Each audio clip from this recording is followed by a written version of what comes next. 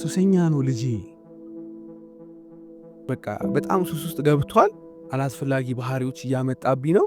ይሄው በቃ አባትየው ከቤት አባሮታል። እናት ናት ደብቃ የምታስገባው ወደ ቤት። አሁን ልጁ ከቤት ቢባረር በዚህ ሰዓት አይሰማም። እናት ተጨንቃለች በመሃል።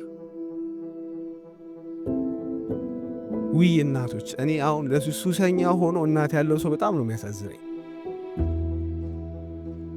የእናቶች ስቃይ በጣም ነው። አባት ቢያንስ ልጁን ያባረራል ወይም ደግሞ የሆነ መንገድ ይጠቀማል። እናት ግን በቃ መሰቃየት ነው አብራ ከልጇ ጋርና በጣም ተጨንቃ ነው የነገረችኝ። በቃ ልጄና አባትዬ ሊገዳደሉ ነው። አሁን ይሄ ልጅም አባትዬው ከቤት በመጣ ቁጥር ልጁ በመስኮት በጓሮ በር የሚወጣ ከሆነ ምንም እየጠቀመው አይደለም። እንደውም አባትዬው ሲመጣ ወጥቶ ውጭ እያጨሰ ነው ልጁ ማለት ነው። ይህ አይነት አፕሮች ሱስን ያጠነክራል። ትህትና ይፈልጋል። ሱስ ውስጥ የገባ ልጅ ኦሬዲ ገብቷል። ስለዛ እንደገባም ያውቃል፣ እንደሚጎዳውም ያውቃል። ግን ተይዟል።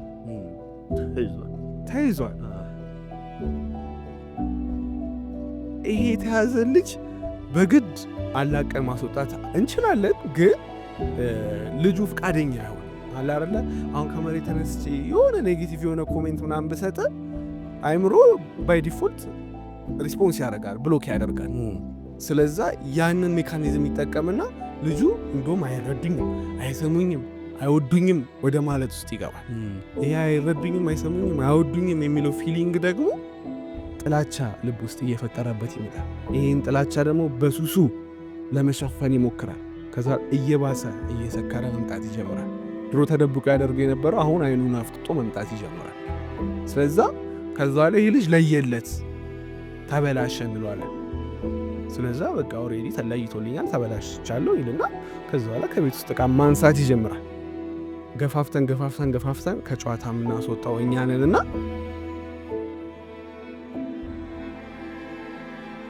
ይሄ አፕሮች የእውነት የትኛውን ቦታ ላይ አይጠቅም።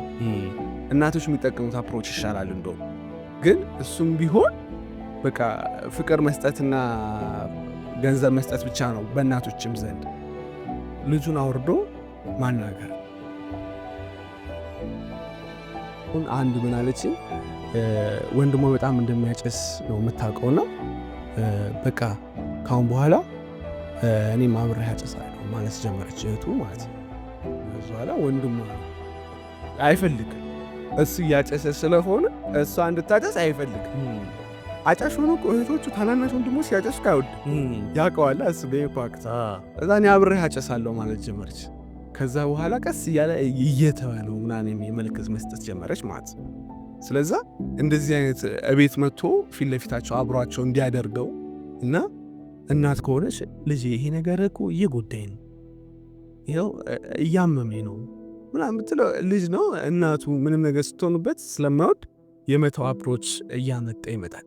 የሆነ በፍቅር እየቀረብ ነው እንደዛ እንጂ በጉልበትና በጭቅጭቅ ከሆነ ልጁን የዋስ እየገፋን ከጨዋታ ነው የምንወጣውና ያ መንገድ አያስኬድም ነበር ባለፈው ያልኩት። በጣም የሚገርም ነው።